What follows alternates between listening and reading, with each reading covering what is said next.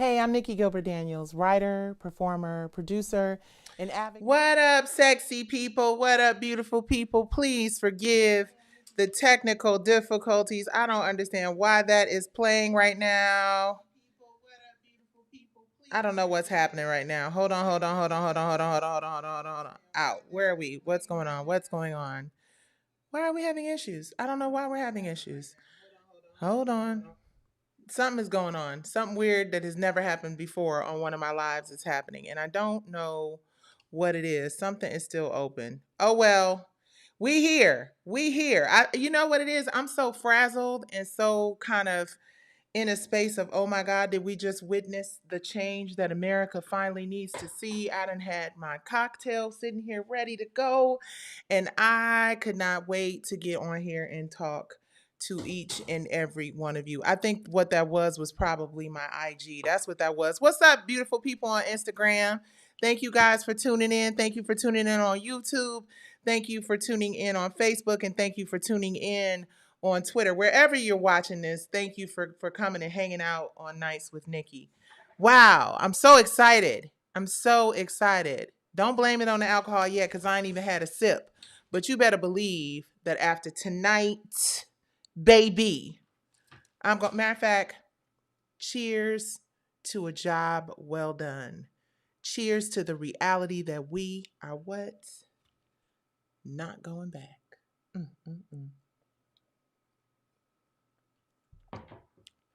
Baby, when I say we not going back, were y'all convinced after tonight? Were y'all, and for those of you who did not, you know what, matter of fact, let me run this real quick.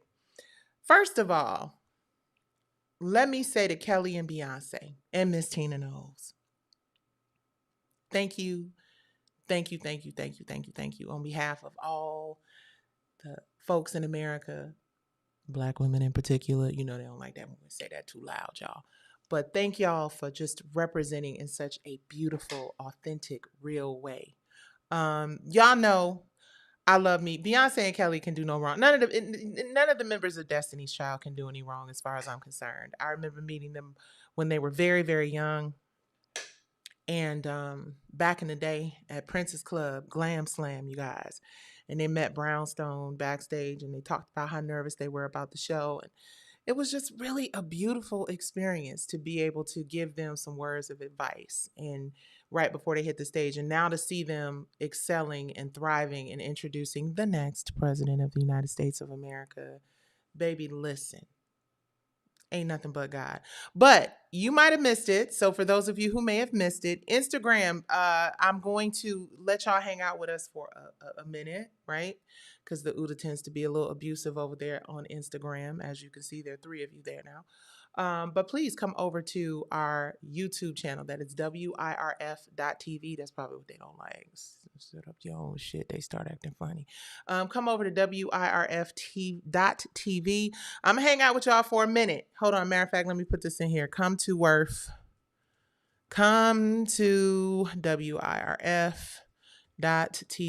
YouTube and like it on your way in.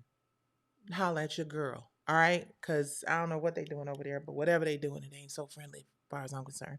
But let me stop talking for a minute and let these amazing specimens of human beings and women of color, do all the talking. Shout out to my brother Kenny Burns. I pulled this from your page. No copyright infringement intended, because y'all know how I get down. But take a look at this and then let's talk about it. Houston, we are grabbing back the pen.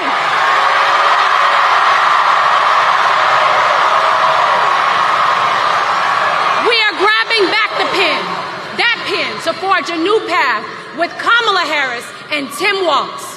We are grabbing back the pen to write a new American story, a story of community, of equality, strength, of kindness, and of hope.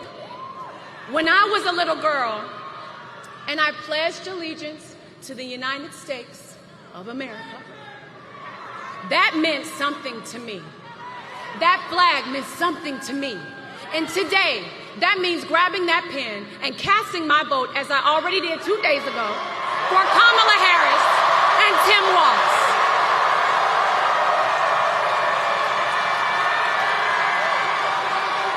Now, Houston, you've already had a hand in creating destiny.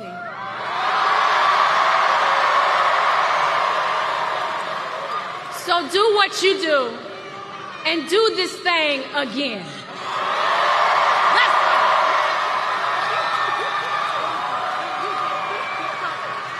H-Town.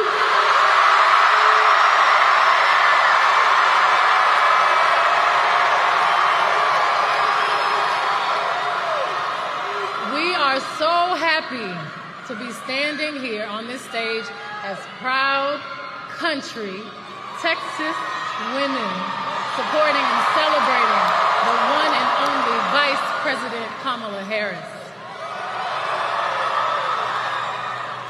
A woman who's been pushing for what this country really needs right now: unity. It's impossible not to feel the energy in this room, the positivity, the community, the humanity. We are at the precipice of an incredible shift, the brink of history.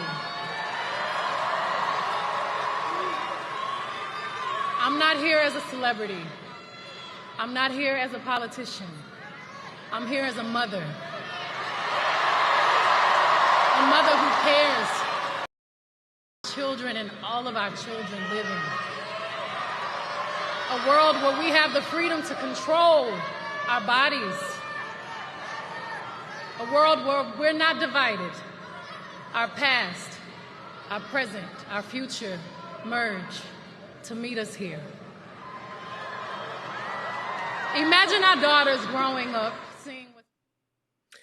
Man, listen, when I tell you, I did not mean to cut Beyonce off, but I know that there is a certain number of, a certain amount of time you can allow things to run on YouTube before it becomes something bigger than fair use.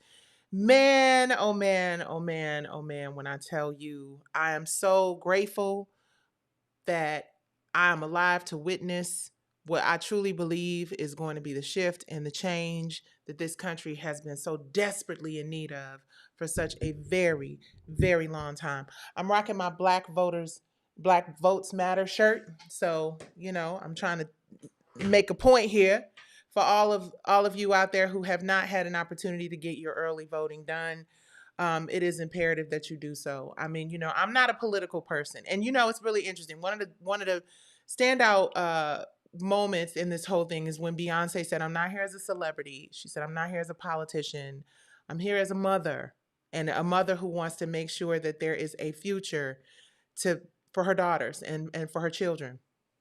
So I felt like Beyonce's speech was very authentic and from the heart, and it felt very it just felt real, you know. And I think that it is something that we really needed to see more of in this campaign, which is incredible, because at the end of the day, having that whole, you know, I had a whole rant about it earlier today, talking about how people question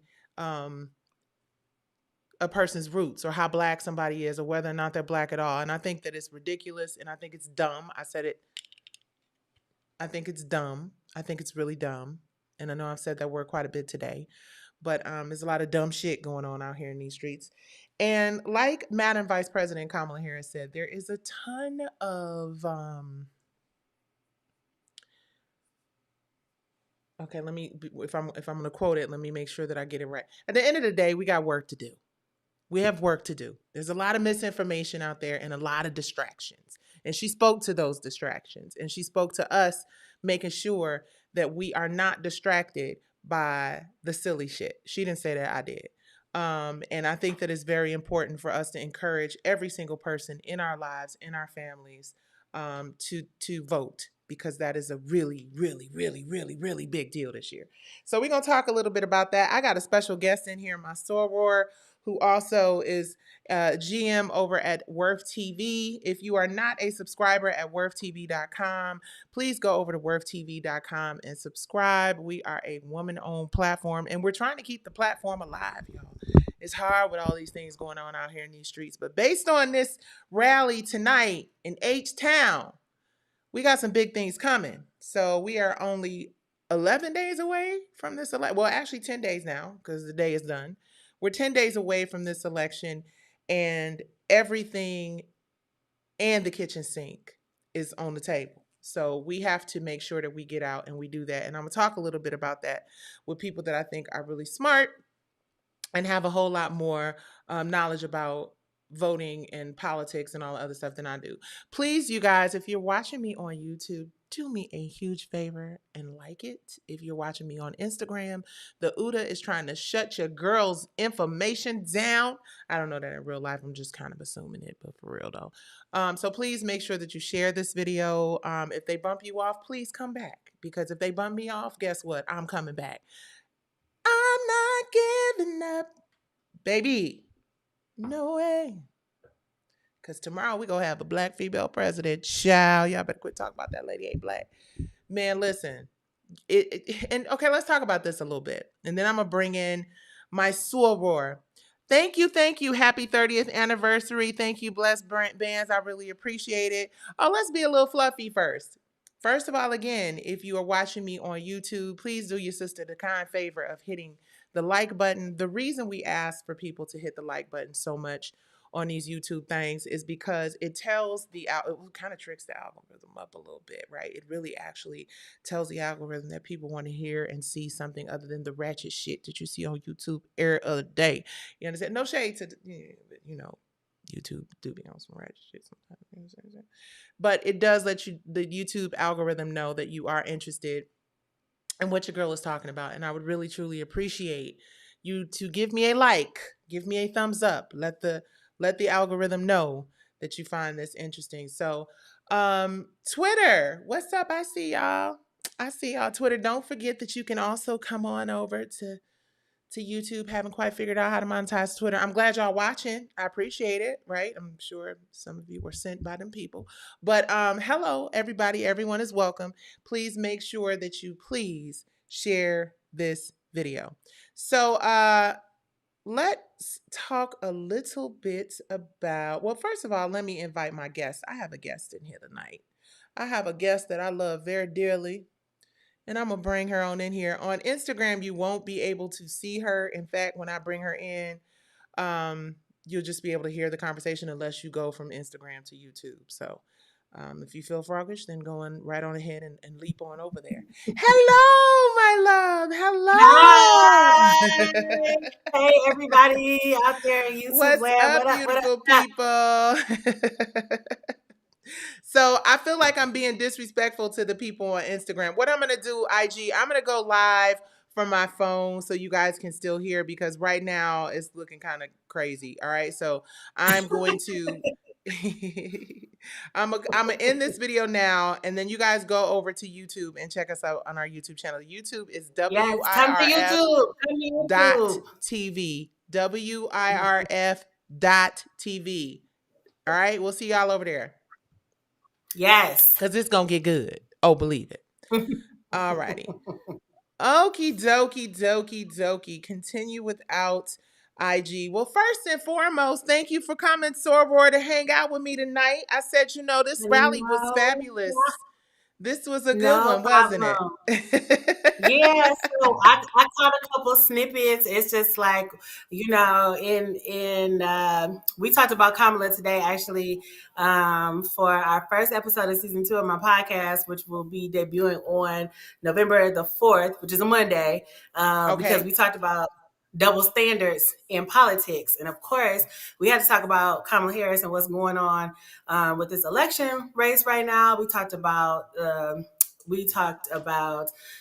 number of women that have been in the Senate over the course of the country. We talked about the Supreme Court, and there have only been 6 women ever that have sat on the Supreme Court since 1794. Wow. So just think about how many people that have. Uh-oh. Are you there? Oh, man. I don't know what's going on. We talked about that. We lost you for a minute. Okay, we lost you for a minute. You were frozen for 2 seconds. All right, say that again. Give it to him one more time. There have only been 117 women that, 117 people that have ever sat on the Supreme Court since 1794. Only 6 of them have been women. 1 of them has been a Hispanic woman, and there's only 1 that has been African American, who, of course, is Supreme Court Justice Ketanji Brown Jackson. That's so, crazy. Yeah. That's crazy. Well, this is America, folks. This is America. And like Beyonce said, I believe it was Beyonce who said, we are reimagining what leadership looks like. Let me ask you, Sorora, I would like to know, because you're a very, very smart woman and you can unpack things and be very diplomatic and neutral about stuff, right? So why do you think it is that so many people have problems with Black men in particular? We talked about this, you were there when we taped the episode of She Speaks Live, and we talked about the fact that so many brothers out here have or take issue with voting for Kamala Harris. Why do you think that is?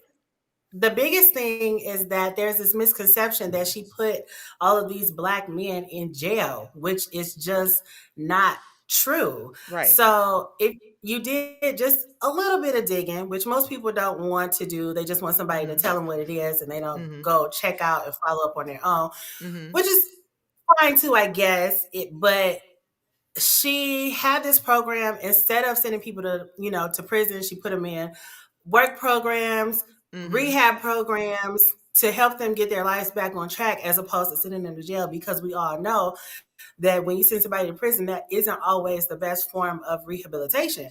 So instead of sending, all of these Black men, I think she sent all of these hundreds of men to prison, which is not the case. Also, it's like, Donald Trump is about the money. But let's be really, really clear here. Donald Trump just had his name on that stimulus check. It was approved by a Democratic Congress that was led by Speaker of the House, Nancy Pelosi, who is a woman. The Republicans voted not to give that stimulus. So let's be clear. The Republicans didn't want Americans to have the stimulus. The Democrats made that happen. But the only way that Donald Trump was willing to say, okay, and sign it into law, which what it has to be done when something is passed by Congress, it has to be signed into law by the president, because that is how our government works. For those of you that don't know, he said the only way he would do it is if his name was on the check. So it made it seem like he was the one that approved this money. Donald Trump sent us $1,200. Woohoo! When other countries was getting $7,000 a month. So, how many countries have women in leadership?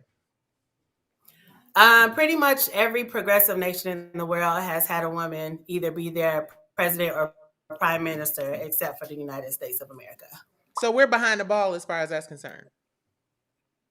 Very much so, yes. Leaders in innovation, but we behind the ball as far as gender equality in leadership is concerned. Very much so.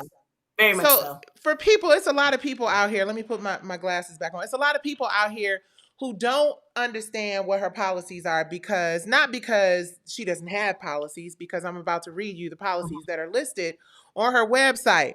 Her website is kamalaharris.com/issues/ right? So this is going to give you a brief overview for those of you who claim that she has no policies. Like, that blows my mind how people are so quick to say that Kamala Harris has no policies, but you haven't taken the time out to do your research. I believe it was Tyler Perry who said it yesterday during the Atlanta rally. Tyler said, do your research. He said he had to do some research, to discover something that he wasn't so certain about. So here, in the spirit of doing research, I'm just going to go over a few of her policies. She wants to cut taxes for middle-class families. Now, you can click on the plus sign and get all of the details, but I'm just going to give y'all a rough overview. So those of you who say that you have not heard about her policies, she don't have no policies, you don't know what they are, here are a few. She wants to grow small businesses and invest in entrepreneurs. She wants to take on bad actors and bring down costs. She wants to strengthen and bring down the cost of healthcare, which is something that she's already done. Hello, thank you very much. Been actively involved in. Protect and strengthen Social Security and Medicare, protect American innovation and workers, right? So that means if you in Detroit at the factory, or you're, a Teamster, whatever the hell, benefits you there. She wants to invest in affordable childcare and long-term care, as we are, first of all, being young parents with children, childcare is important. And as we become older, I'm in my 50s. I have been a caregiver for several members of my family, right? So we want to be concerned about long-term healthcare benefits so that it could be easier for those of us who are heads of households and still trying to manage out here in these streets. Maybe you don't have small children, but you're going to start taking care of your parents. That is a very real issue that the average American faces. Lower energy costs and tackle the climate crisis. Listen, for those of you who do not believe that we are in the middle of a climate crisis, I don't know if you was outside yesterday and it was 0 degrees and today it was 900. So there's something very crazy going on. We see the flooding, we see the catastrophes. Most people can't get flood insurance. That shit is very real. These are issues that we really have to deal with in this country. She wants to restore and protect reproductive freedoms. And baby, tonight, protect civil rights and freedoms and all the other stuff. But let's talk a little bit about tonight. Lauren, did you see the family, the man and the woman? I can't think of their names. I don't want to disrespect them. But when they talked about the fact that she became septic, because so I did not see that part, but I have heard of that story, which is very unfortunate because it was preventable. Absolutely. And they had to wait until she was near death. Yep, absolutely. Yeah. We talked about that. I think we talked about that on She Speaks Live. You guys, it's not real until it comes knocking at your door. You know what I mean? And the last thing that you want is the government telling you what to do with your body, especially, I think y'all forgetting, this man is 78 years old. He's 80. How is it possible that these people know more about what a woman's rights should be, what a family's, it's not even about a woman's rights, right? Because a husband cannot even make that decision to protect his family or to start his family. So that's a real issue that I think they were pretty weak on. I mean, they were pretty strong on tonight. And I think that the Republicans have always had an issue there. What are your thoughts on whether or not that's going to have a strong impact on voter turnout?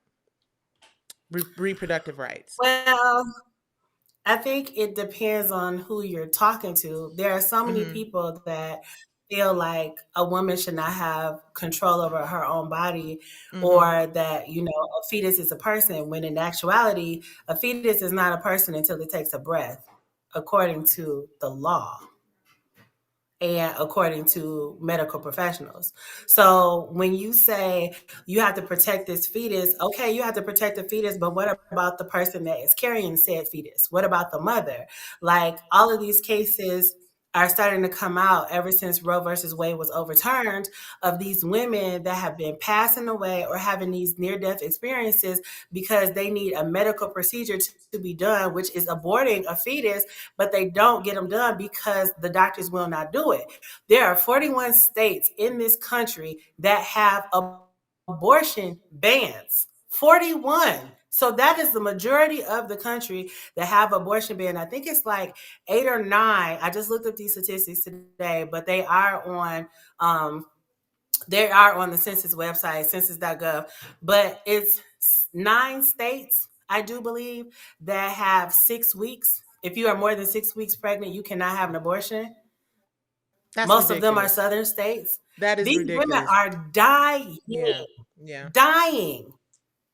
Because they can't get medical care that they need to live.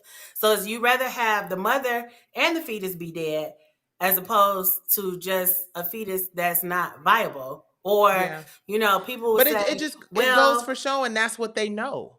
That's what they know. Right. Nothing. They don't even know what the hell they're, you understand what I'm saying?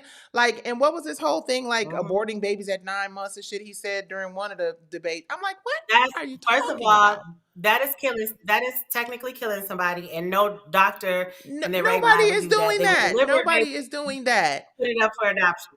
Yeah, that's not a thing.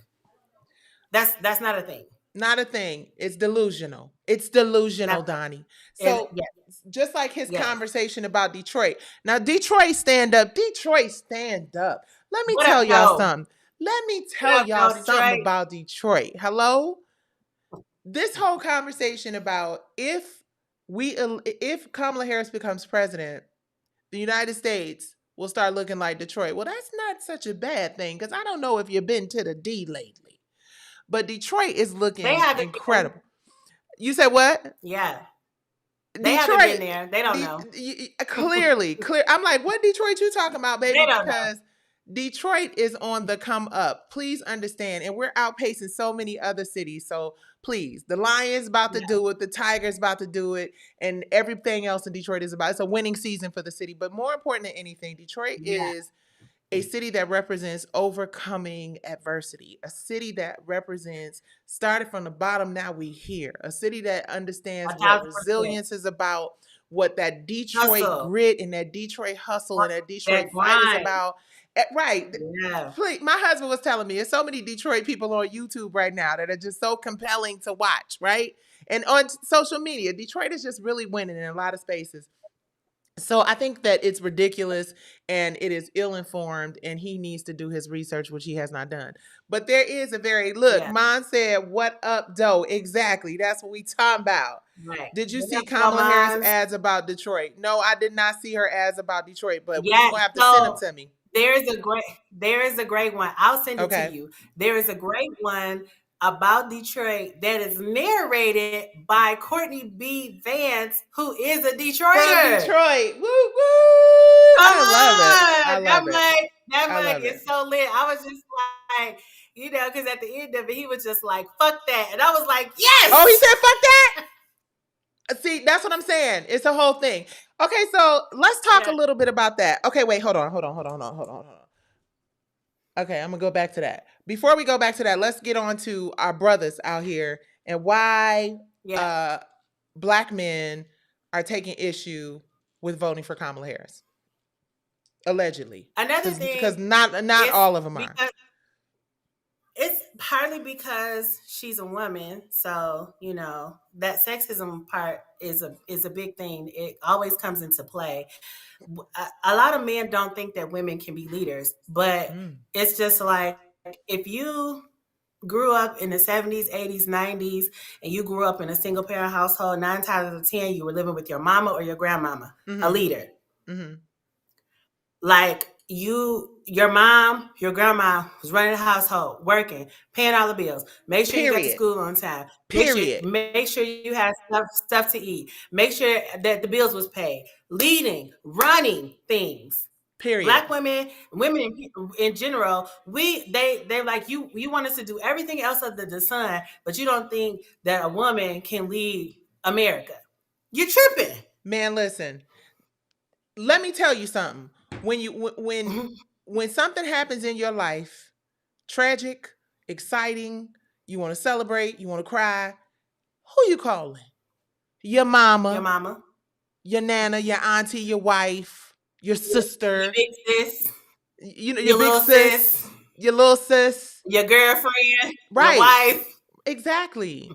When your company needs to be run in an organized, well-structured, laid out fashion, 9 times out of 10, you're going to get one of these HBCU or pre-WI black grads, black women, Divine Nine sorors to run your business, to make sure that everything goes the way that it's supposed to go.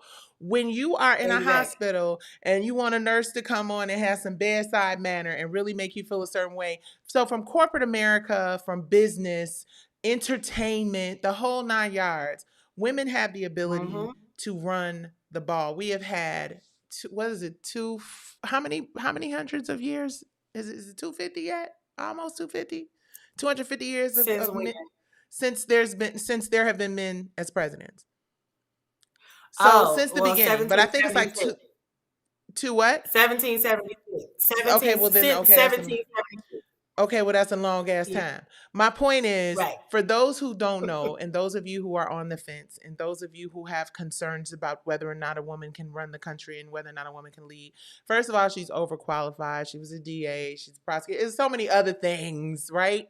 But more important than that, we've had several years, hundreds of years, a couple hundred plus, where we have had men in leadership America has changed. The way this country looks has changed. The way this country lives overall has changed. Technology is a real thing. We're more inviting and welcoming of fucking robots than we are of Black women in leadership in this country. And that's Ooh, say scary. that, child. You understand what I'm saying? Like, we geeked up Very. about what Tesla's creating to come run your whole fucking household and cook for your kids and be your friend and be your companion and shit. And you're more willing to accept that than you are a overqualified person who can relate at every level. She understands what it's like to be a minority. She understands what it's like to work twice as hard for half as much. She understands what it's like to relate not just to Black people, but to white people and to Asian people and to Indian people, right? And I think it's really important for us to remember, if you want something different, the whole thing about this country is that we're talking about how important change is. We're talking about how important it is for us to have something different that actually works for the first real actual time, right? Because I don't give a fuck what y'all talking about. It wasn't working back when he was president. Whether he gave you a check with his face on it, Monopoly money, or whatever the hell it wasn't working then. It has not worked for many years as it relates to us. And if there is one opportunity we have for change, it is to try something that has never been done. It is to try something different that we've never seen before. And what we've never seen before is the excitement that the people had for Kamala Harris tonight in H-Town, and the excitement that the people got for her when she hit a date, and the excitement they had for her in Atlanta. People are invested in this election. People are invested in this process. People are going through, and listen, you really ain't supposed to tell people who to vote for, but you a damn fool if you don't vote blue. Period. Because what old boy say, you about to lose, when they start chanting, you about to lose your job, baby. Well, it's not his job to lose. He don't even have the job. He don't even have the job right now. It's just like, I saw this clip today. It was a Charlemagne, the guy, he was on CNN talking to Anderson Cooper, and he was talking about like the media and how they don't really call out, 45 for all of his things that he says and does. And it's just like, they're so hell-bent on calling out Kamala for all of the things that she says and does, but they don't do the same thing for Cheeto Face. And it's just like... Of course not. Of course not.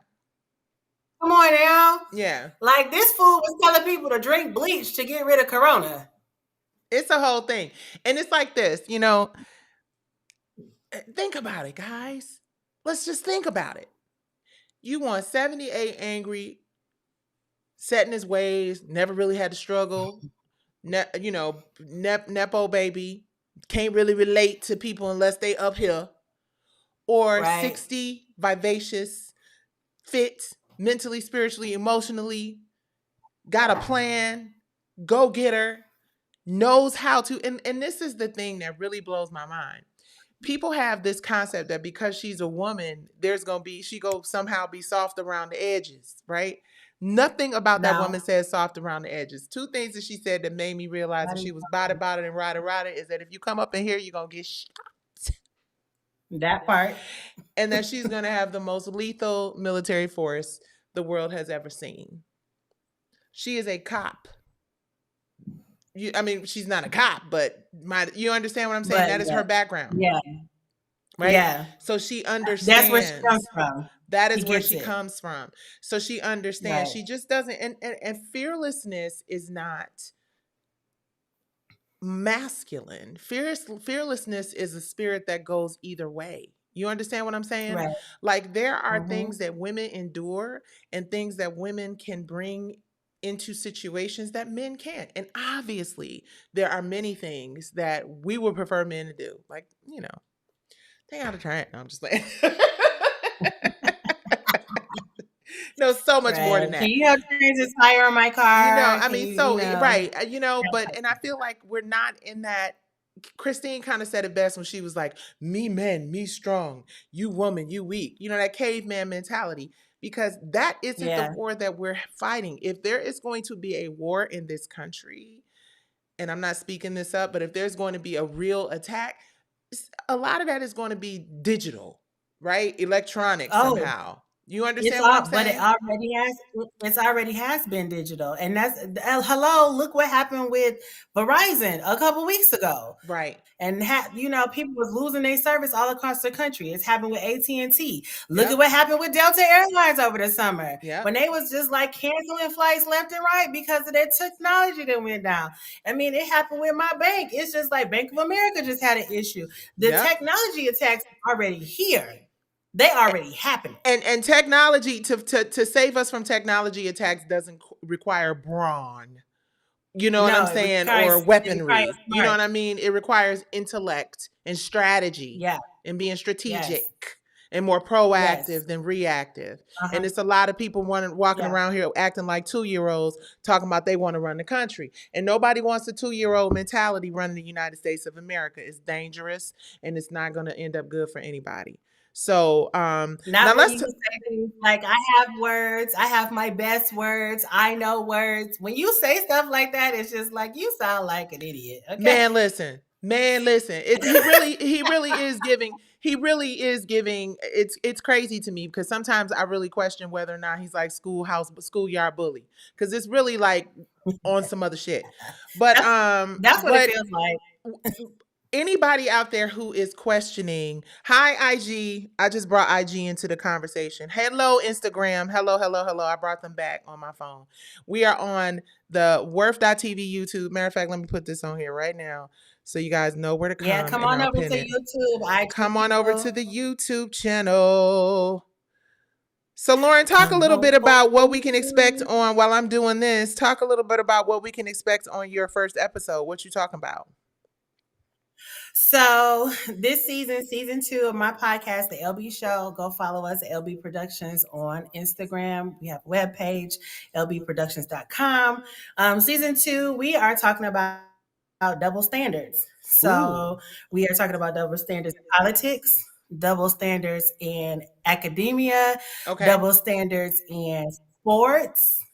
Women and over-sexualization. Sports. Yes. Okay. So a lot healthcare. We're talking about double standards in a lot of different capacities and how that impacts us as women, how that impacts Black women. So yeah. Okay. November 3rd. See November 3rd, LB Show, and I'll make sure that I post that, you guys. Or November. Wait, when is the election on the 5th? November 4th. November 4th. November 4th. November 4th. November 4th. November 4th. November 4th. You guys, make sure y'all show up and cast your ballot. Tonight was incredible. It was so good to see Beyonce and Kelly and Houston representing the way that it did. I felt so proud with Detroit representing the way that it did as well. So I want to play this. So we're going to switch gears a little bit. I want to talk about vote. Black votes matter. All votes matter. Vote. I want to talk a little bit about Diddy. Not Diddy. I don't want to talk about Diddy. I want to talk about Diddy's children. Hi, Instagram. Please make sure you guys come over to the Worth.tv YouTube and party with us. And on the way in, please hit the like button. If you're watching me on Worth TV YouTube, please hit the like button. Please. Even if you don't like it, pretend like you do. Because when you hit the like button, it tells the algorithm that people are interested and it'll bring more people into the conversation. So speaking of, I want to play this clip. And it is Quincy Brown. I think it's Quincy Brown, who is Diddy's adopted son, I want to say. Kim Porter's son, Albie Shore's son. I know Quincy. Okay. Well, I don't know Quincy, but I had the opportunity to spend some time with Quincy. And he's just a really, really good guy. And just, I got really great energy from him. And he's working on a show. And Shade Room and a bunch of other people posted about it, and people had a lot to say. So I'm going to show you guys this clip. If you're watching me on Instagram, you're not going to be able to see the clip, but I'll talk to you during the clip. You'll be able to hear it. All right, take a look at this, and then we're going to talk about this and whether or not this is cool. All right, beautiful people. All right. So.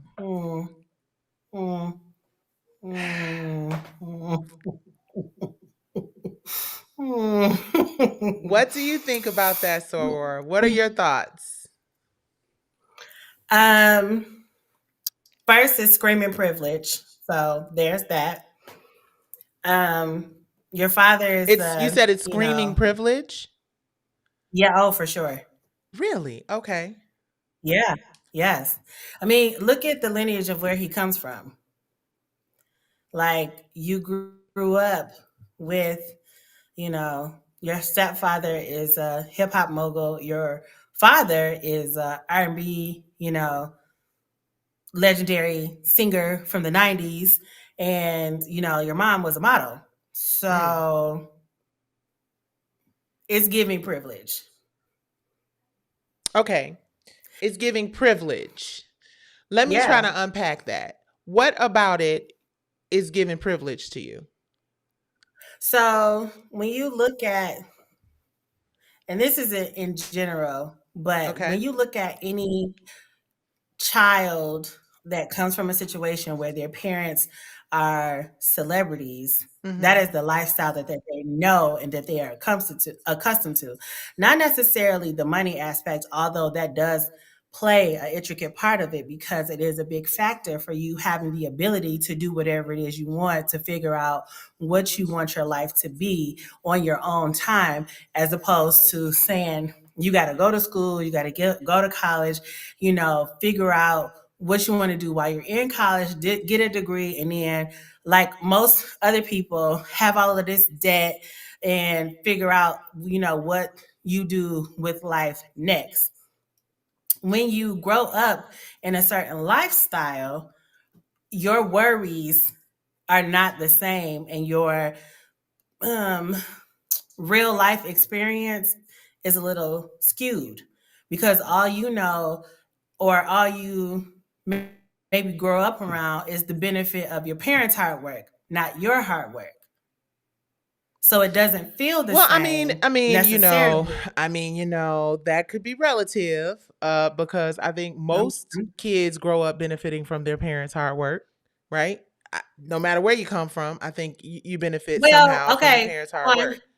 Okay, so hard work, not hard work in the level of excess, like where you know, are able to spend time with all of these other influential people that are able to pour into you to help you to get to where you're trying to go a little bit faster, which doesn't necessarily equate to you having to work as hard maybe as your parents did, which in reality is not necessarily a bad thing because all parents want their kids to go further than they did in their lifetime. But when you have like that type of level, and it's not just for him, it's like any kids of celebrity that say Mm-hmm. I'm going to go on this route and do what my parents did or whatever the case may be. It's like your worldview can or cannot be skewed about what is and what isn't reality because Okay. your experience is So just let different me give you from another everybody side of else. that.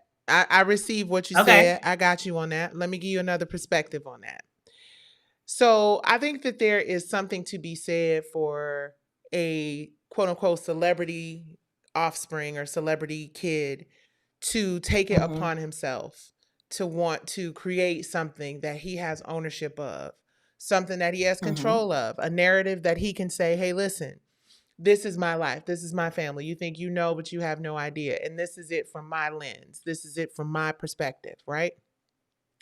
We live and work in spaces as celebrities where we are overexposed in a lot of ways. He has no control over Right. who he's born to, right? And I know True. personally that he has been a really consistent, this person in particular, Quincy. I don't know the other children, but I have had the pleasure of spending some time. I actually, a little tidbit for y'all. Just a little something that I want y'all to know is I actually did a series of table reads for the show Star. Right, there was an Oh, opportunity that on I had to Fox. audition That was for on Fox. Star on Fox. Right, exactly. So I had an opportunity to do like quite a few table reads and rehearsals with them, and I was reading for the role of Carlotta, and he was just a really smart kid who really focused on work from what I could see. I don't know him like that, but he always seemed to have a lot of hustle and a lot of grind and wanted to pave his own way or make his own way in spite of, who his parents are or who they were. When I think about this Puff situation, right? The Diddy thing has turned into quite the annoyance for me. Just because there's so many stories out there and so many opinions out there, and really people don't really know shit. People really don't know anything except the bits and pieces that people on YouTube are putting out there. And I wasn't there, so I don't know who's telling the truth and who's just sensationalizing some shit. But I will tell you that I haven't seen anything other than the Cassie video, which I think is terrible. I think it's awful. Yeah. And I think is the worst shit ever, right? But these people still have to live their lives while they're in the process of trying to figure out exactly what's going on with Puff and exactly, how much evidence they have in one direction or another. These people were working. They are young adults, right? We refer to them as kids. I don't mean to be disrespectful. These people are young adults, and they're responsible probably for paying their own bills and seeing their own way, right? Yeah, there is a benefit to having a super wealthy, but we don't know what that arrangement is. We don't know whether he's paying the bills, whether or not, and especially with all the stuff that has going on now and all these additional lawsuits and such, we have no idea what's happening in that family. So I think for somebody, unless his dad or by way of his father, another person says, hey, listen, this ain't the time to be talking about it. Because a lot of people have said, well, now the timing of it all isn't so great, but then we don't know. We don't know if they got to make their own way. We don't know if this was already in the can that he had been investing his resources and his money and stuff into before all of this shit happened. And the other part of it is he is a completely separate person from his father. That is his step or bonus dad or however they refer to each other. Both of them. He says like his dad. biological so to dad be respectful, he's got two dads, just like Brandy has two moms, right? So I totally understand that from his perspective. And then for us to make a determination that is premature or that, oh, you should be quiet and don't say nothing or whatever. Again, I'm sure if Puff doesn't want that to happen, he's got a way to get that information to them and that stuff will be 86th. But until we see that happen, I just say give people grace because number one, he's a completely separate individual from Diddy, right? And we haven't seen anything that incriminates anybody else. Those people have to make a living. We see that even at the level of some of these big streaming platforms and these big services, that they're even struggling to keep things going. The record industry is literally on fire, right? The roof is on fire. We don't need no water. Let that motherfucker burn. And I mean that from the depths of my soul. Let it burn and start all over, period, because it needs to. Shit. I sold $35 million worth of product over these 30 years that I've been in this industry, and I should not be struggling, but I digress. $35 million worth of products in this industry. I think you made a very valid point, and I think a lot of things, especially if you're not familiar with just the industry as a whole and how things work, and this is something that I'm learning as, making this career change at this point in my life, which I don't regret at all, not one little bit, because I love it here. But I don't think people really understand the time that it takes for production of something to actually happen. Like when, some people would be like, oh, I shot this movie in 9 days, like it's the best thing ever. It's just like, great, you shot it in 9 days, but what is the quality of what you're shooting? Like, you don't, and I understand why this could have been something that a project he's been working on for a really long time. Like for me, being a creative person, like today is a prime example. While yes, we started filming season 2 of my podcast, we only did 2 episodes in 4 hours. So it's not a bad thing because we were working out the kinks and making sure that we had everything the way that it's supposed to be. So the message that we are trying to get out is what it is, but it takes time to do all of this stuff. So if this is something that he worked on like way before all of this stuff with his stepdad started happening, and it's just like, when you have a production date and you have a date, say this is the date, we've already said we're going to start promotion on this day. He could be under some contractual obligation. We don't know all that stuff. Right. So it's just like the timing of it may not be the best, but Right. when you're working behind the scenes and you have all of these things that are pulling at you that you got to get done by XYZ time, you are going to be held to that time to make sure that the things are done. Period. Absolutely. And even if Quincy just decided 2 weeks ago, like I'm just assuming that he decided a while back, but even if he just decided 2 weeks ago, I'm going to put together all this amazing footage that I have that tells the story of what our family is like from my lens, from my voice, from how I see it, and that's okay with everybody else who's participating in it, then more power to him. Because at the end of the day, the vultures are gonna do it anyway. We got 569,000 people on YouTube having a whole opinion on what's going on with his family, what's going on with what his grandmother said. And it's not just on YouTube. It's like everywhere. News outlets have done whole specials on this situation. Listen, CNN got a 24-hour feed of Diddy stuff. So everybody else can capitalize off of it. Everybody else can monetize off of it. But the people who are the actual subjects of this, right, or directly impacted by this, cannot have an opinion on it. And I think that that's foul. I think that the community as a whole has taken on this whole, he is already guilty. We saw the tape of Cassie, and they've already come up with the verdict, which don't mean shit until actually we get to court and see what really actually happened, right? And I'm not condoning his behavior because it's repulsive and it's crazy. And we don't have to talk about how much we advocate for victims and we advocate against actual violence and any form of violence, right? We didn't just come to this party when this shit started happening with Diddy. We've been here. Matter of fact, part of the reason why I'm shadow banned today is because I speak truth to power, specifically as a result to things related to mental health and awareness and the actual, since we can't say the word on you, so dumb, but exploitation and trafficking of people. You understand what I'm saying? So I'm not concerned about anybody's opinion about whether or not I'm leaning on or being more supportive of someone than I should be. Bottom line is we have to see the facts, right?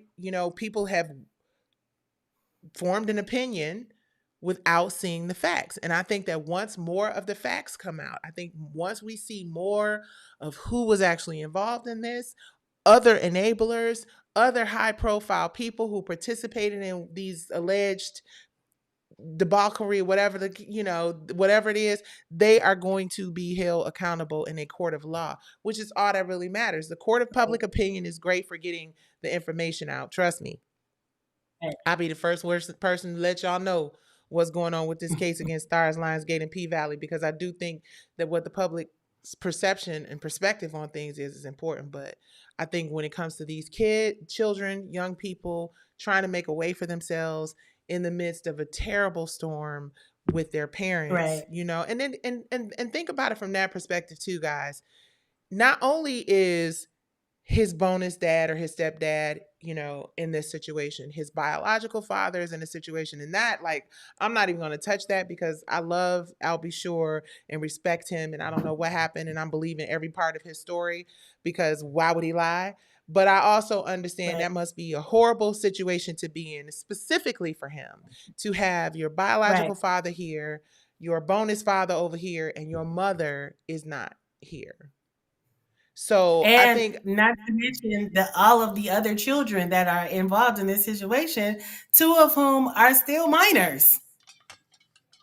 Like, those girls are still minors, I believe. I think they're 17, right? I don't know if they've even graduated from high school yet. You know what I mean? I think they're seniors. But the point is that, people want to make all these speculations to say all of these things, but like, we as a country are so in this gotcha, I gotta get this person, you're guilty. They don't think about the impact of other people that are involved in this situation, like the children. Like, I get it that most of his children are over the age of 18, and they can handle it however they want to handle it, but there are still two minor children involved in this situation that they don't have any control over. And people don't think about the kids because they don't care about these kids. They care about having that gotcha moment to say, oh, we knew you was dirty this whole time, now you going to jail or rot forever, blah blah blah blah blah. And that's still their father at the end of the day. That's still their dad. It's still their dad at the end of the day. And who's to say, like, we don't know the family dynamic. That's my whole point. We're not in their home. We're not sitting at the dinner table with them while they having conversations and shit, understanding what they're talking about and able to actually speak intelligently about what the fuck is going on in their household. We're not there. Right. We don't know. Right. You understand what I'm saying? And I understand that we want to be entertained by people's downfall as Black people. Mm-hmm. I get it. Ooh, you said a whole mouthful right there. We feel better about our own shit when we see somebody else struggle. It's just who we can be. I don't think it's who we are, because I think we're better than that. But it is who we can be a lot of times to one another. I was the most popular person on reality TV as a bitch for a period of time. People loved to hate me because of what they saw depicted on a television show and the narrative that they saw that was put into a system and distributed for all the world to have access to. That happens every single day in the entertainment industry. The media is owned by people who look absolutely nothing like us. The narratives that they want to push and drive are the narratives that are front and center in the narratives that we consume. And 9 times out of 10, those narratives are very self-destructive. They tear up our communities, and we ride with the shit because we're entertained by it. Because we have our own issues and we want to look away from the shit that we got going on in the mirror with our own shit. Our own family issues, our own issues with our own children, our own issues with our own husbands. And it makes it so much easier for us to digest the shit when we're watching somebody else's family fall apart. And that is terrible. Well, that's a part of the problem. And that is a part of how the system was set up when the entertainment industry was originally created. If you go back and look at the history of this business, the very first full-length feature film was about straight racism, Birth of a Nation, that was shown at the White House, where there was a literal white man in blackface who was chasing a white woman who so desperately did not want to be close to this person, so she killed herself by jumping off a cliff. So again, back to the narratives and the depictions that are created by a culturally incompetent white male lens that dictate how we are perceived to the entire world. Now we have an opportunity with a Black woman, BIPOC woman, Black Indigenous person of color, to change that narrative based on the fact that we now have someone who represents all people in a classy, intelligent, productive way, right? Because the way we're labeled right now is angry, hypersexual, lazy, roll our necks, suck our teeth, dangerous. It's just, we know what it is, right? And I want to talk a little bit about respectability politics with you, because that's come up a few times. In fact, I was going to call you and have a personal conversation with you about this respectability politics issue that keeps coming up, because I need to be schooled on it. Anybody else who wants to participate in this part of the conversation is more than welcome.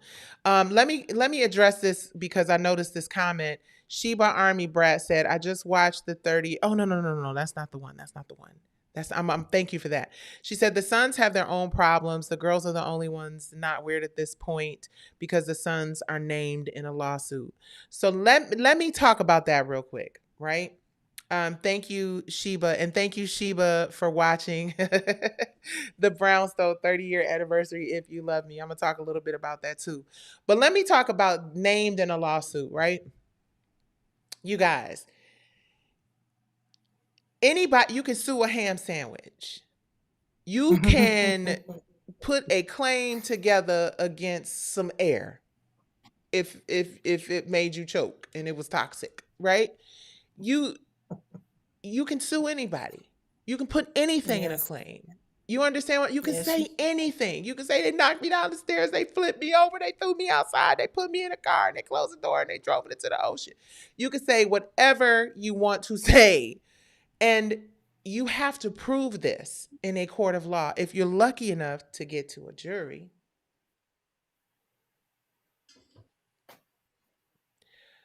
you prove it in a court of law. So all of these claims, I am always going to err on the side of the victims, right? But there are people who see this as an opportunity for a cash grab. And there are people who may just be making shit up as they go along. And the sons may or may not be named in a lawsuit. We don't know because we weren't there and we haven't seen the evidence that the feds have against him. Ain't nobody saying shit. But a YouTube video every day talking about what somebody saw. And those people are not the feds. They haven't said anything. This whole thing that has been started because of the Cassie video, which again is a horrible, god-awful thing. Please, you guys, make sure I hit the like button if you're enjoying this conversation. Thank you very much. I appreciate y'all. I didn't even put up the Cash App today because I'm tired and whatever. But yeah, the Cash App is fight for worth. It helps us to continue to create great content and make sure that it is top quality. That is one of the things that we are priding ourselves in, the quality of the content that you get on WIRF.tv. In fact, Worth.tv, I know I was talking about something else and I went here, but I need to real quick. Worth.tv is our YouTube channel. We are monetized, but we also love super chats and cash apps and everything as well. But more important than anything, please like it. And then worthtv.com is the streaming platform that we are working very, very hard to bring you top tier 10 out of 10 content. And it's right there. You can watch full episodes of some of the best shows that are not on television that are streaming. But back to Diddy and his kids, not back to Diddy and his kids, back to Diddy's children. I wish them the best. It is terrible what these young people have had to endure over the last few years with the passing of their mother and now their father going to prison potentially. That is terrible. And no child deserves, I don't care what industry we're in, or that's just how it is these days and this and that and the third. Karma is a bitch. You understand what I'm saying? And it is going to come back and bite a lot of people in the ass when you subject innocent people to the vitriol and the hate that we see these people exposed to. I don't know whether the show is a good idea or a bad idea. I just know that he has made the decision to do it. It is clearly his way of expressing himself and sharing a part of his life and his family. And if somebody at the top had a problem with it, I doubt that he would be doing it, just based on the little bit that I know about Q. I wish him the best. I'm definitely going to be tuning in. It looks fun, and it looks like kids or young people having a good time. And I hope that people don't try to pick it apart and dissect it and cherry pick and shit based on the things that are going on with his father. These are young people having a good time, trying to figure out an outlet. And I say, keep it going. As long as you got the blessings of the right people, and they know who the right people are. I say keep it going. Boom. Boom. The real leaders of CMB is scared Diddy gonna stand up in court and tell the educated brother and tell on the educated brother at the bank. I feel like it's now that's what I'm talking about. That's a throwback right there, Sheba. That's a throwback to New Jack City. Although that was Christopher Williams that was in that movie, not LB Sure, just for the record. Listen, it is bigger than Diddy. Right. It That is part is bigger clear. Yeah. than Diddy. Yeah. It is bigger than Diddy. I don't know how deep the rabbit hole goes because I don't want to find out. I got my own shit going on. But it is so much bigger than Diddy. I do not believe. And you know what? Let's talk about this real quick. I've been noticing a lot of content from people like Piers Morgan. And he has been really, milking this Diddy cow, baby. And I mean, I guess I'm not mad at him because we kind of milking it right now, having our conversation, I guess you could say. But what concerns me is, when are you going to have people on your show that are there to talk about solutions to the problem? He's not. That's not what Proactive Piers Morgan is about. solutions to He's the not problem. about No? that. He's not about that. Speak He's on not it. going to do that. He's not going to do that. So Piers Morgan is like one of those. He has turned into a sensational journalist. So he is like Howard Stern he Jr. does stuff. Shock. Right. He has turned into one of those people that, like, everything is to get a reaction to, have for his clips or whatever the case may be. When you have people on your show that are not,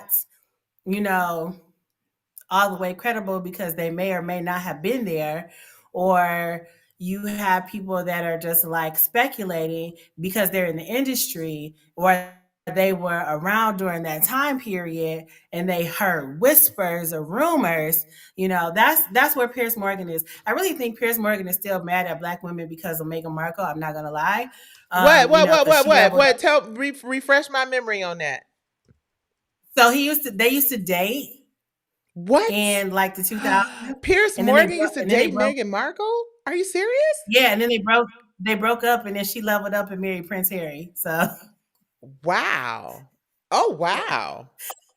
So I think that might have something because he cannot stand her, and if anybody brings up her name, it's just like I've seen him just go off on these tangents. It's crazy, and it's like, you mad because a Black girl broke your heart? I get it, because we're phenomenal. I didn't even know that's tea. Move on, I had bro. no idea.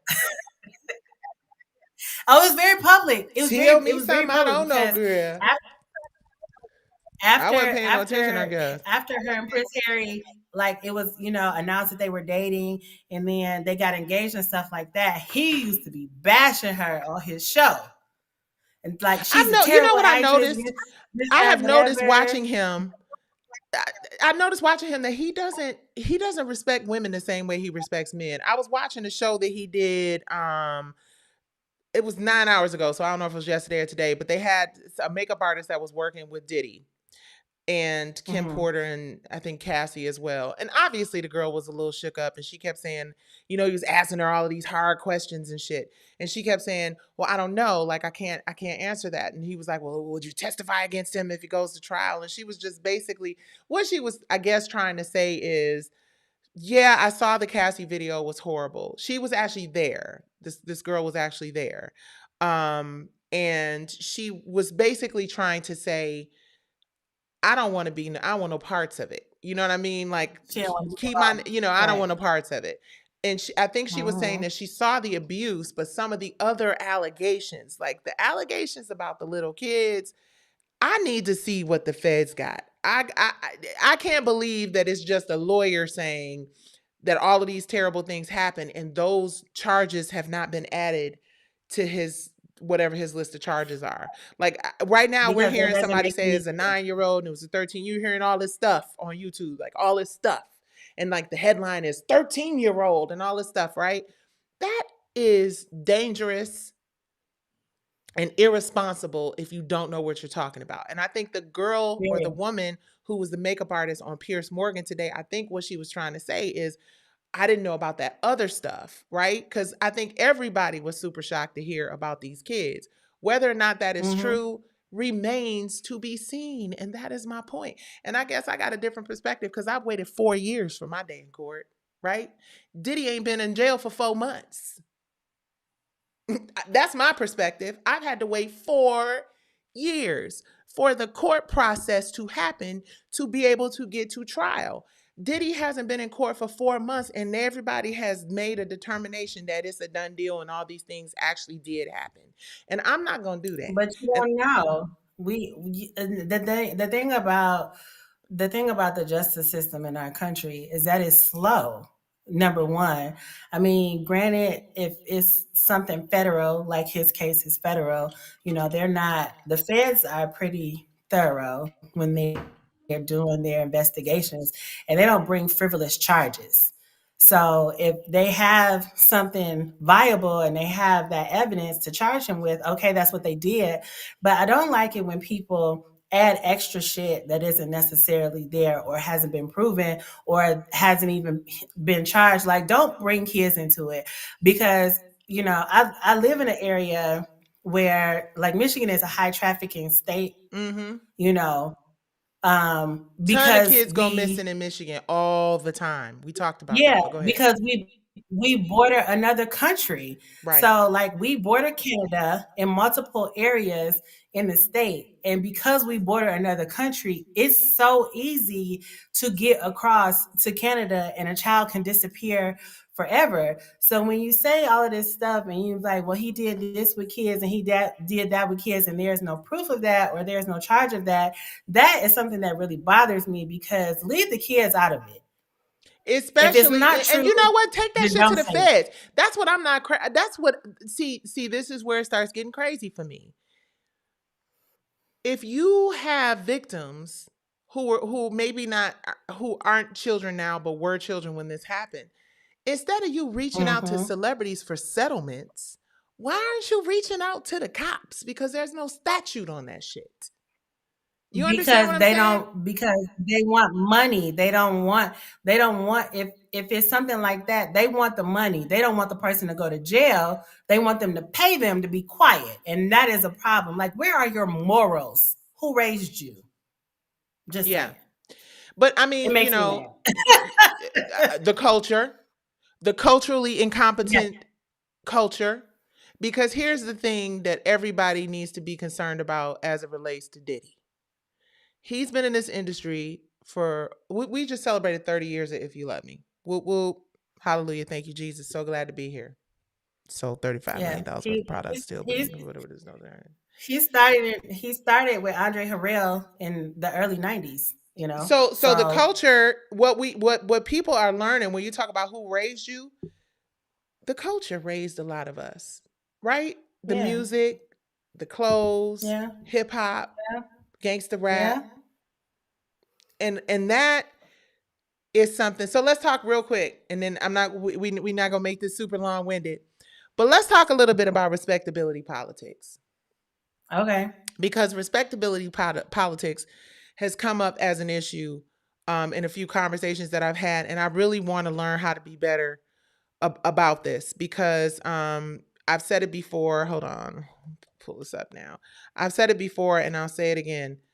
I'm not trying to like not be relatable, because our future leaders are the Gen Zers and millennials, and we really have to figure out how to bridge the gap. But respectability politics is known as a philosophy, and this is AI, coined by Black elites to fulfill race relations made within the negative stereotypes that belonged to Black people, right? I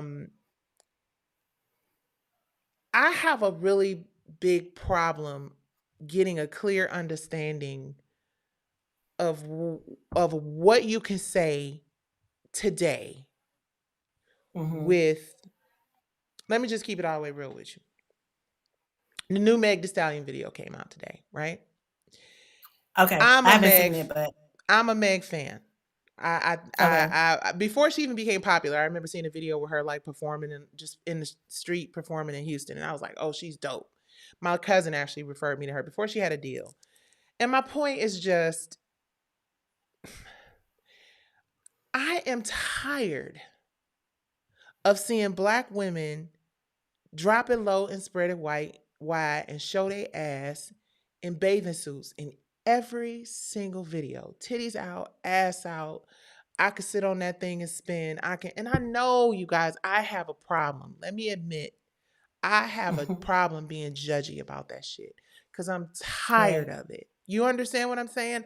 I'm tired of the narrative that tells the country and tells the whole world that this is who we are over and over again, the same image, the same narrative. But at the same time, I understand the power and femininity and, you know, sex appeal and woman, I am woman, hear me roar of it all, right? Where is there a line to be drawn? Or do we just have to like lean into the fact that women ain't wearing pantyhose no more? And ass cheeks is the new orders of business. And titties flopping in bathing suits on stage while you performing is the new thing. Do we have to embrace this narrative, especially at a time when the exploitation and trafficking is at such an all-time high? You know, I'm really conflicted about it because I love these women and I was even sitting up listening, thinking about Sexy Red, right? And I was watching somebody's video and it was so cute. And I was like, oh my God, this video is so cute. But I'm like, but it's her and them lyrics. And that, you understand? You're younger. I do. So tell me. I got a few years less than you, yes. However, that does not negate the fact that, you know, this stuff bothers me too. So I, grew up in the 90s. I grew up when 90s hip hop, and R&B was like the best thing ever in the world. Even though I'm from Detroit, so I listen to a lot of Motown too because I'm from the D. But when you think about how we got to this point, so in the 90s, which is really when this over sexualization of women became really a thing. In the 90s, you had Lil' Kim, you had Foxy Brown, you had Queen Who don't Pen, get it you twisted. had I used to be scared of the, now I throw lips to the, right, handle it like a right, real Heather Hunt. What? right, Right. So right. am I a hypocrite? But in the 80s, you had Queen Latifah, you had Moni Love, you had MC Light.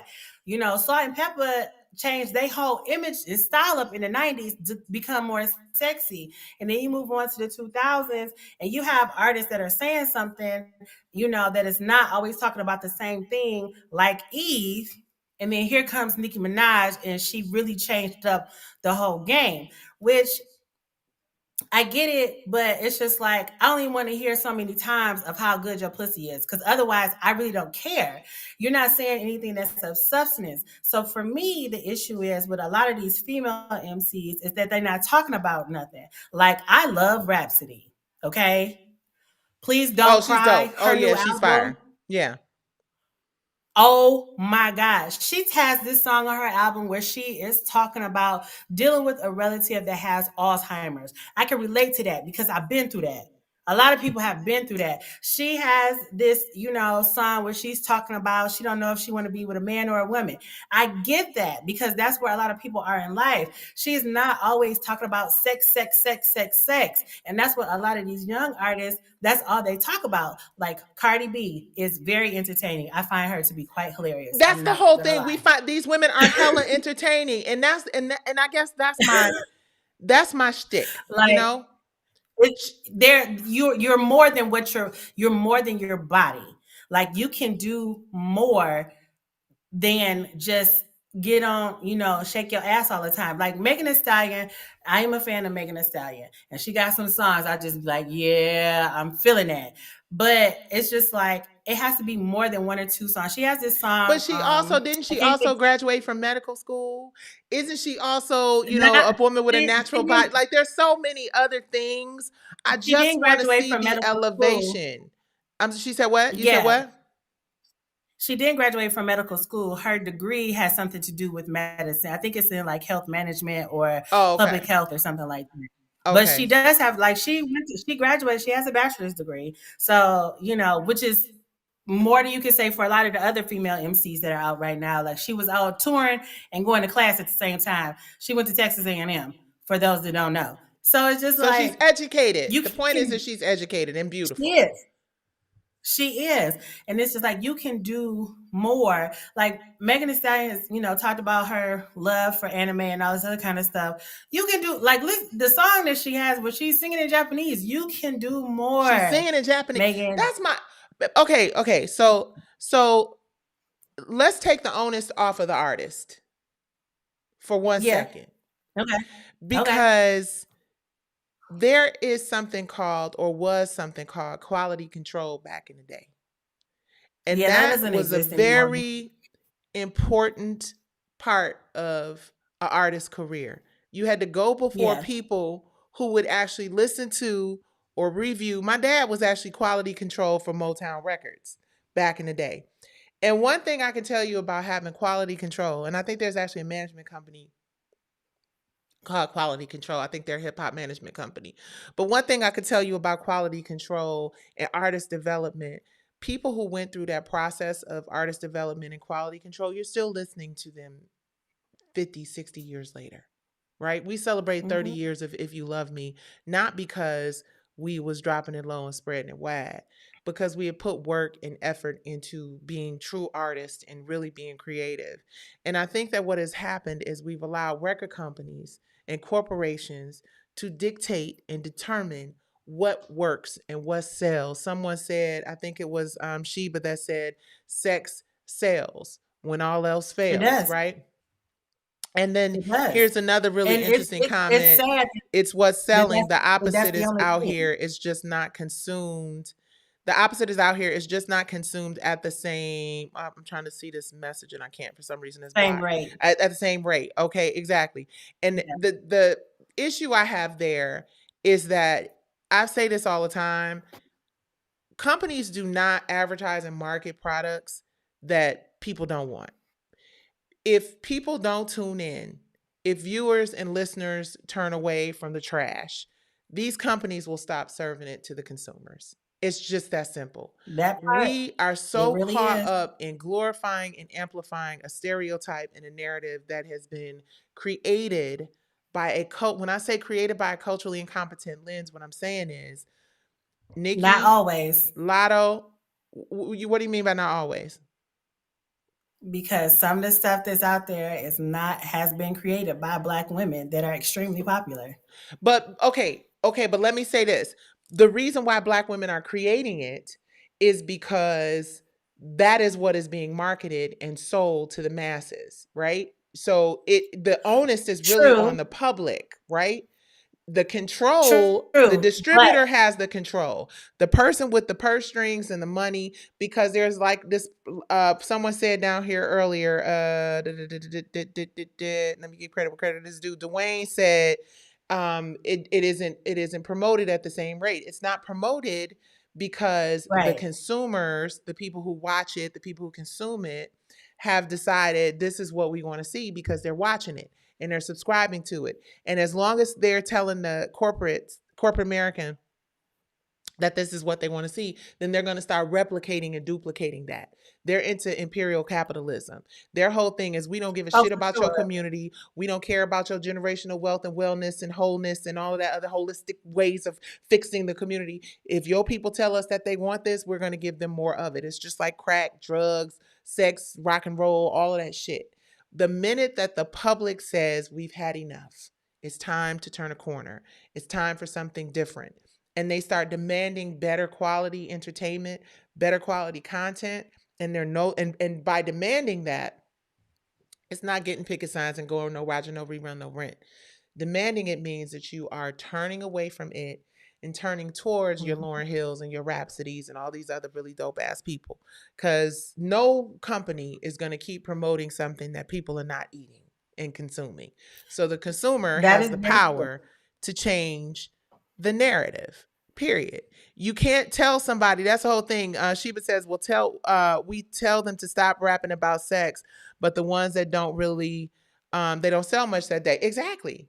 And see, what happens is, if you've got a situation where we have an industry that is exploiting women sexually, men and women, it's not just women, it's both men and women. Right.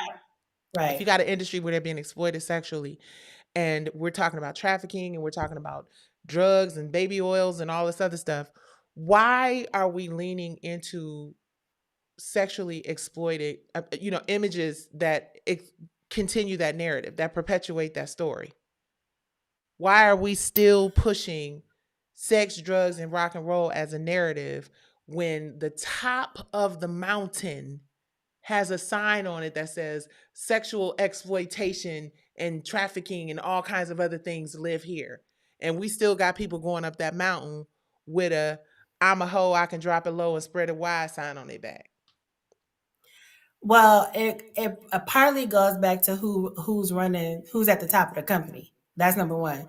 There are in like Hollywood at studios and stuff like that, there are very few women. There are even fewer women of color that actually run None. these companies that decide the programming and who is doing what. I think the onus is on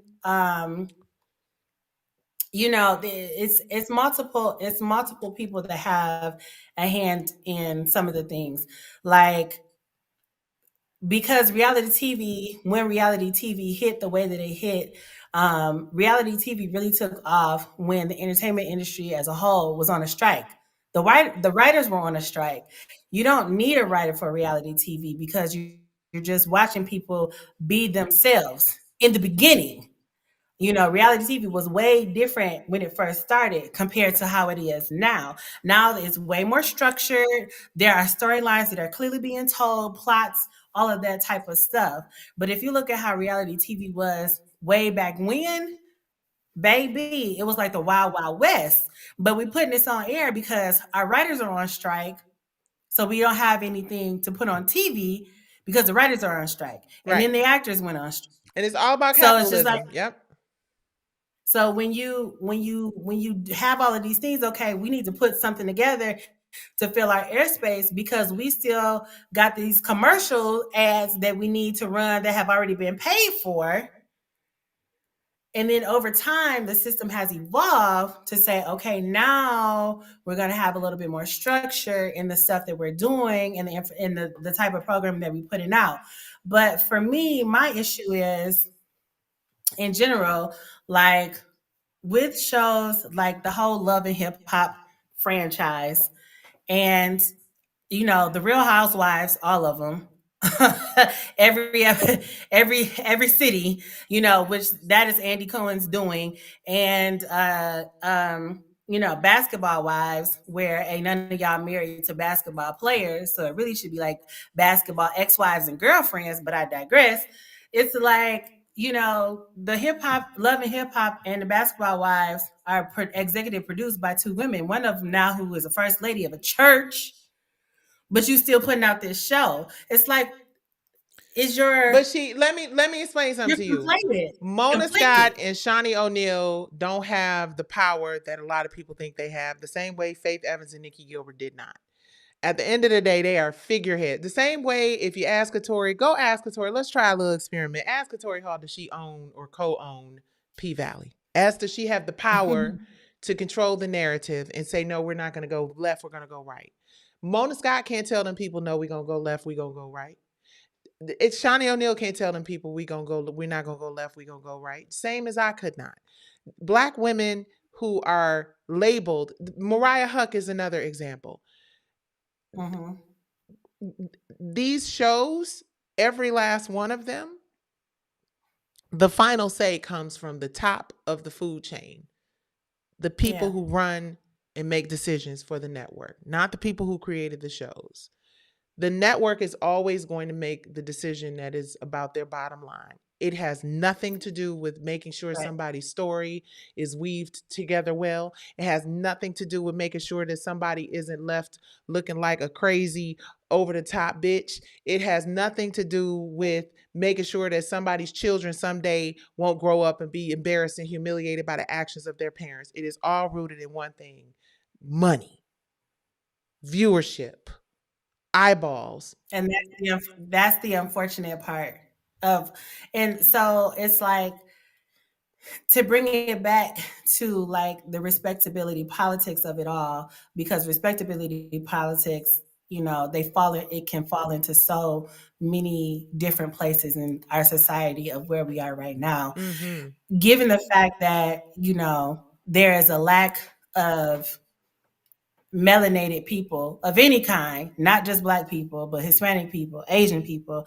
that are leading in these studios that are telling these stories, it's harder to change the narrative when, like you said, they don't have control. So, okay, it's not they have the idea, but where the idea goes from there is not on them.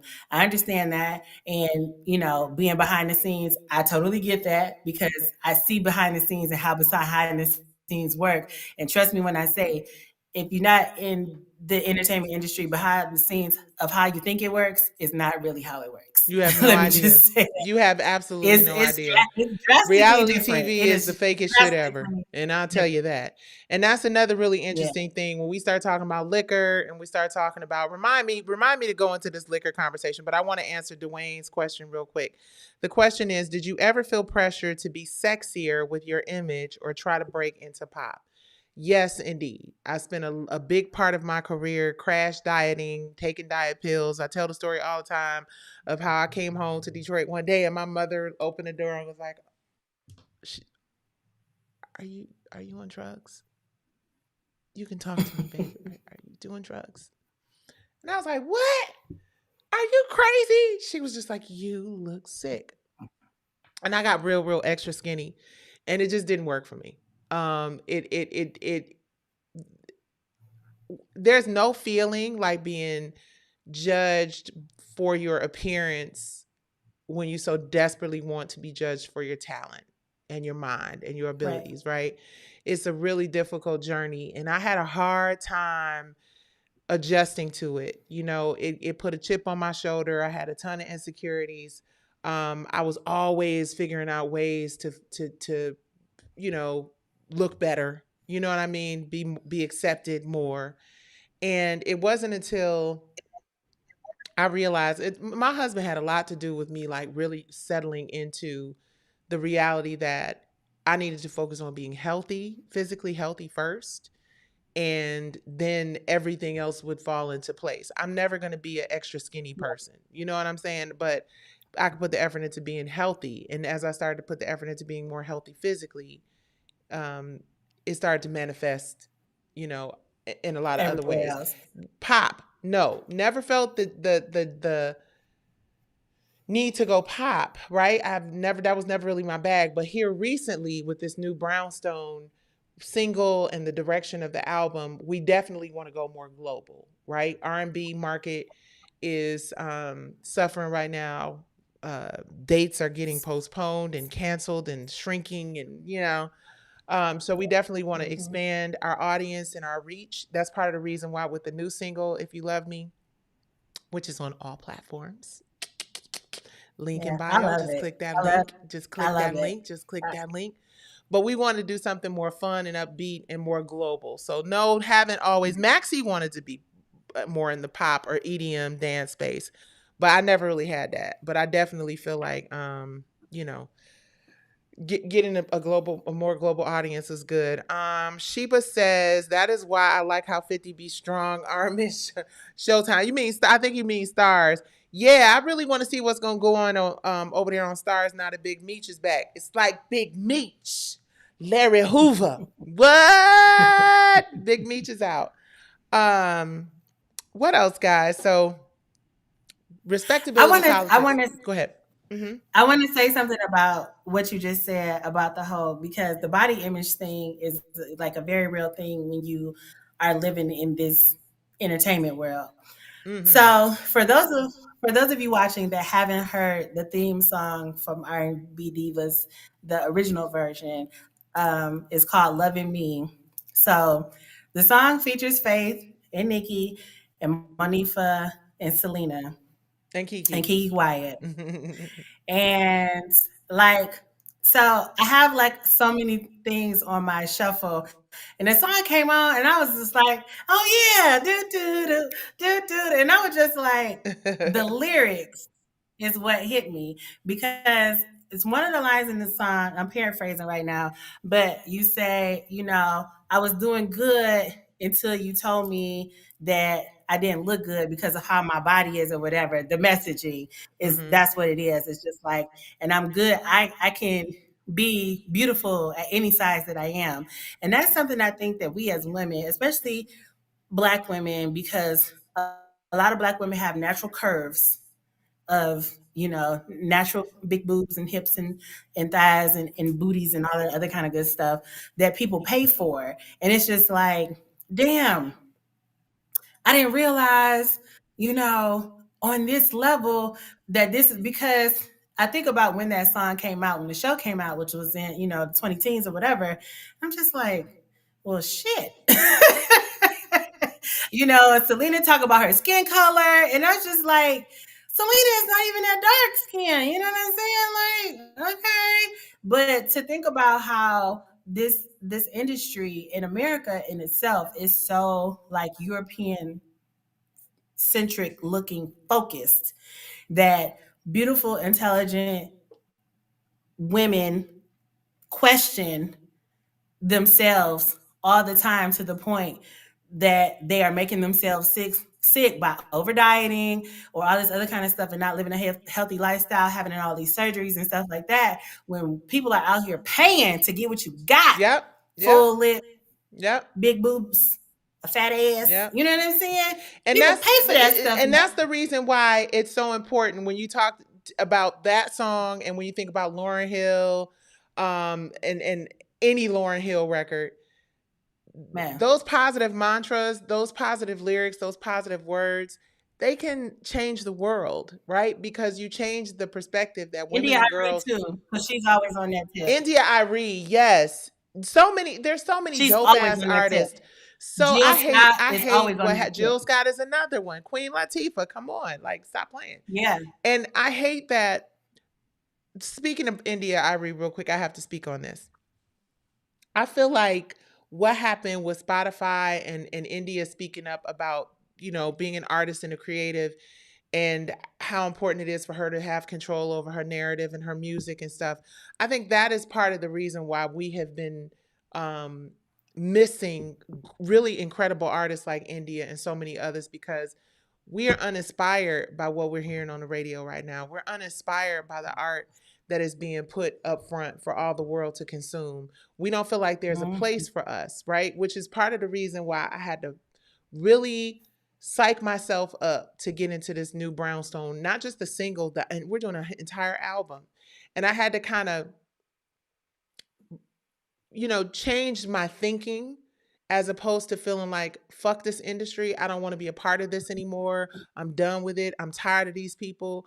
They, the amount of blood, sweat, and tears and emotional trauma that you have to dig into to come up with a work of art, to have it just, shelved or put all this energy into it and have some, step and fetch it crazy shit promoted above you is a very difficult pill to swallow, because you start to feel like, where do I fit in? Where does my music and where does my art, where does my talent fit into this picture? And we really have to remember those moments we were just in the living room with a brush or a remote control performing for our family. We have to remember those high school talent shows. We have to remember the excitement and the love and the thrill of wanting to share our gifts with people, and letting that be the reason we start the process of getting back to really great music and really great art. And if enough of us find that space where we're just making great art and music, and it doesn't matter, because we get caught up in the numbers. I was talking about Ari Lennox in a previous live. Go check it out, you guys, where she was saying that she's tired of all the performative shit. She just wants to be an artist. It's not a healthy place for her mentally. I get that people think that artists are spoiled, entitled, folks who don't really relate on the basic human level, right? That could not be farther from the truth. We are just gifted people who have the ability to translate emotions and feelings into songs and really deliver them in a way that lots and lots of people can connect, right? That is a blessing and a curse, because the ability to tap into that artists have to go to, the place you have to go to tap into that, to really make it work and really make people feel it, it's a very vulnerable place. It's like Yeah, it is. it's like a raw nerve in a tooth. Like, it's crazy. And Right. the way that we process emotion and trauma and all of those things is a different level, right? Not that anybody has burden is any higher than the next person, but it's a different level of vulnerability that you have to expose yourself to be able to For translate those sure. emotions that way. And I want the Right. world, I'm about to wrap up, Yamper. I want the world to just really be aware of, number one, artists are essential workers as far as I'm concerned. I think that part of the reason why so much terrible shit is happening in the world right now is because the greatest artists that would get us through the day are no longer here. The Black community has suffered losses that you can't even, I mean, like, come on, like Prince, Michael, Whitney, like the list goes on. We suffered loss after loss Aretha. after loss. Now we're exposed to, you know, R. Kelly did that dumb shit, there he go. Puff did that dumb shit, there he go. You know what I'm saying? And our community really leans on artists and creatives to help us get through. And we're getting to a point For where sure. the ones that are still around are struggling to keep it together because they've been abused financially, emotionally, and spiritually so much that it just doesn't seem worth it. So those of Right. us who are out here putting out records, writing songs, trying to share our gifts with our community and our fans and our people, be easy. Understand that it isn't the easiest thing in the world to do at a time when everybody is depressed, because this world is suffering from PTSD from all the horrible shit we've been through. And artists can Real help talk. carry us. That's real talk. Yeah. So just be easy. So just, just be easy and consider that, because it seems fluffy and easy for artists, and you can just sing because that's just your gift. But the places we have to go in order to really deliver that sometimes make us really vulnerable. And I think that the other thing, and I'm going to wrap it up on here, artists reach a lot of people. When you look and you see a Cardi B or a Beyonce or this, that's the reason why Beyonce was there tonight. Not as an artist, as a creative or a politician, but as a mother. But that's the reason she was there, because of her reach, because of her ability to impact people with her presence, because of her ability to hopefully sway an audience to go out and make the best decision they could ever make, which is to vote for Kamala Harris. So the power that artists have to bring people together to make choices and decisions that impact our entire country is really a lot of power. And I was so proud of Beyonce and Kelly tonight, because they represented artists who were developed, who were poised, who delivered a message that was super important to this country. And it's moments like that that will save the entire country.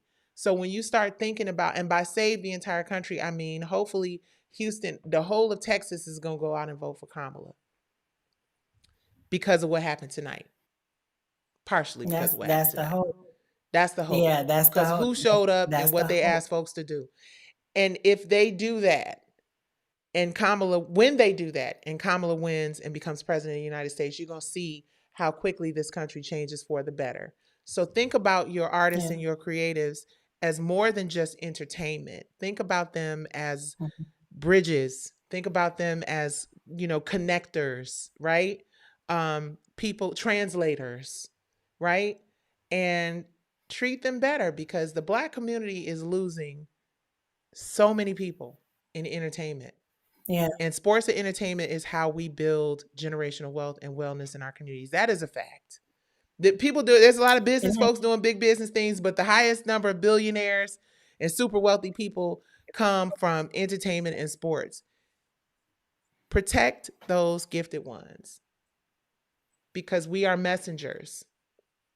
And the more healthy we are and focused we are on improving the community, the more that we can do that and get up out of this hellhole that we all been in. So yeah, I agree. Yeah, so I'm tired and rambling. I love you so much, Soror, for stopping in here. Seabree says, blessings, Miss Nikki. We must stop asking I'm sorry. Let me see what we're saying here. We must stop asking more from Madam VP than we do from everyone else. And yes, she is one of us. Yes, she is. Abso-freaking-lutely. If you didn't I just ask, want to. oh, go ahead. Go ahead. No, I just wanted to mhm. touch on this one comment by Sheba Army Brat. Said, used to live off of that song by TLC, I'm Pretty. That that album came out when I was in high school, and I was at the awkward duckling phase of life, as most people are when they're in high school. That song and like that album just it saved me many a day from thinking that I was not as pretty as the other girls, or this is that or whatever, because we did not have a lot, and my mom worked really hard to provide for us. And when you hear songs like that, and then my mother used to say, it's just like, this song, they're talking to you. You're beautiful just the way you are. You don't have to, because I was always that person that's just like, oh, I'm not skinny like these other girls in school, or, I don't dance good enough because I was a performing arts major in high school and all this other kind of stuff. And it's just like, I'm not as funny. I'm not as talented. I'm not as good of a writer. And it's just like, no, you are. You just have to believe that you are. So that song, "I'm Pretty" by TLC, that was one of those ones that helped get me through life at that time. And that, again, taking it back to the 90s, artist development, lyrics were important. Yeah. Even Don't Go Chasing Waterfalls, they don't really care about us. You could put your 90s playlist on and find inspiration for just about every mood. That was beautiful, by the way, Sorora, and I'm sure that TLC would be so grateful to hear how they positively impacted your life. And thank you for what you had to say about, shout out to Belle Johnson, who is my co-writer on that Loving Me record. That is what it's all about. That's what it's all about. And If You Love Me is really a women's empowerment anthem. Say it, do it, show it, prove it. Actions speak louder than words. So don't say things I've already heard. Always. Like, we had the blessing of being able to create songs that were more than just songs that helped become a part of the soundtrack of people's lives. For you to listen to Unpretty and be motivated, I remember the first time I heard Michael Jackson starting with The Man in the Mirror. What more inspiration do you need than I'm starting with The Man in the Mirror. I'm asking him to change his ways. If you want to make the world a better place, take a look at yourself and make a change. Right. Like those records. Man. Hitting. Bob Marley. Hitting. Like, do you understand what I'm saying? So I didn't get a chance to get into this, and I'll get into this maybe tomorrow if we go live, definitely on Sunday, if not tomorrow. But I want to talk about Byron Allen and, the important conversation that he had. I posted the clip on my Instagram about ownership and taking risks and being at the very lowest point of his life and career and facing foreclosure and sticking to it and not giving up. As people of color, all we have is the passion that we have to survive and the commitment that we have to our families and the people that we love and our communities to just try to improve our lives every day, in spite of the fact that this country has been so unfair to us. Black women have we built this sucker on our backs, period. And Black women have been the backbone of so many communities and so many families. So now we finally have an opportunity to elect a woman who represents the people, someone who represents the struggles that many of us have had, and someone who I believe will turn this thing around. If you are on the fence about who you are going to vote for, I hope tonight, seeing those beautiful, amazing women of color, all of those people, the family who talked about their abortion story, all of the senator who got up there and told old boy Cruz he finna lose his job. This country is going to look completely different when Kamala Harris is elected president of the United States. All the way down the ballot, from the governors to the senators to the Congress folks. This is going to change America for the better. America is finally going to have the opportunity to look like the great American melting pot that is actually supposed to be, right? And hopefully, those of you who are still questioning whether or not this is the right choice, you're smart enough to realize that you've done it one way for over 200 years. Misogyny has been the order of the day. We finally have an opportunity to put our faith and our trust in something different and something new, something that has been proven over the years. Your mama, your grandmama, your sister, your little sis, your big sis, your daughter.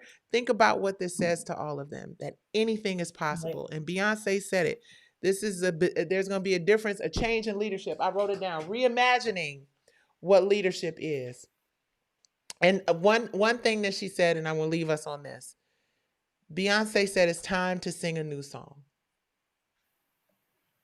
It's time to sing a new song.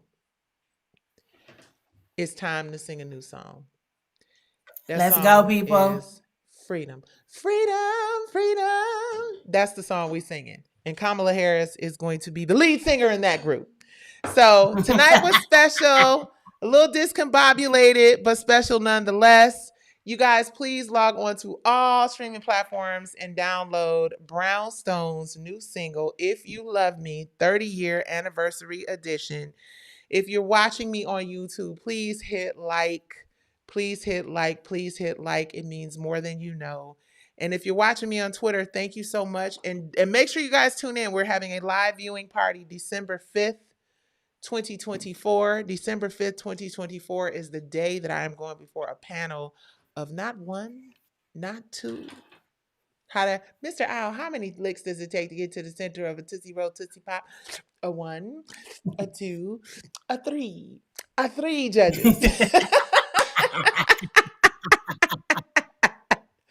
Thank you, Jesus. We are going before a panel of 3 appeals court judges, and we are not giving up. I'm not giving up. I love you guys. Soror, I love you very much. The scale, I'm sorry. The scale is obvious. Okay, there we go. Seabreeze, we're going to leave it on that. The scale is obvious. Yes. Harris is a better choice. If y'all did not watch that rally tonight and get fired up and motivated to take your asses to the polls and vote for the first ever BIPOC woman leader of the free world, there's something wrong with you. Do it. Something wrong Do with it. you. Oh, Harry. Please like this video. Thank you guys for hanging out. Thank you, Soror, for bopping in and hanging out. We'll be back at some point this weekend. It's nice with Nikki. Yeah. Please hit the like and subscribe button and share this video. Good night, everyone. Mwah. Night.